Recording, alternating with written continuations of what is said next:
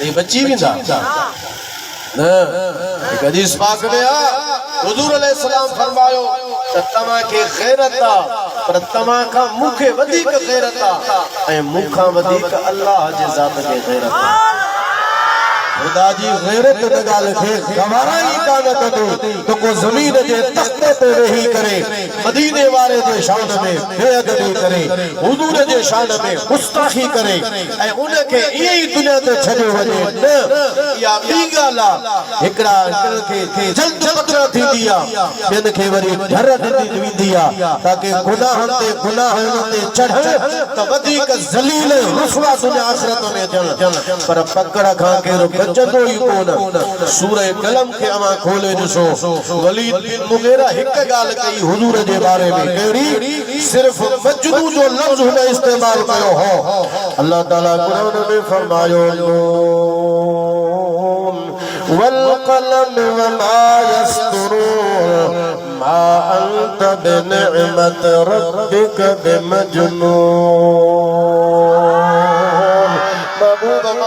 के कलम जो कसमा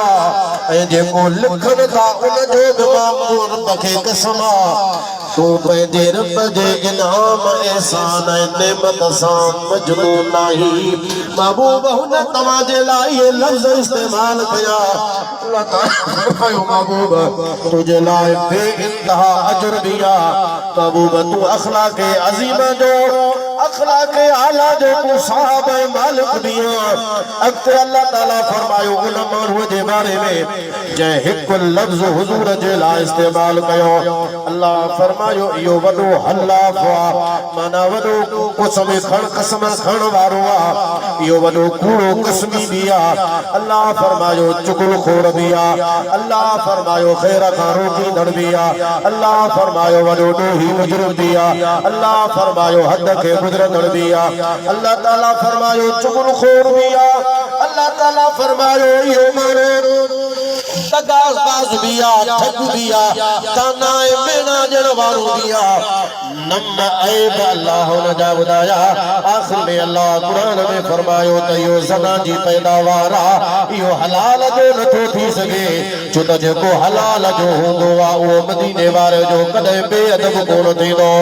कदे बि हलाल वारो हुजूर जो गुस्ताख नथो थी सके जेके बेअदब आहिनि उन जो वञी नस्ल चेक कयो किथे न किथे उन जे नस्ल में खराबी हूंदी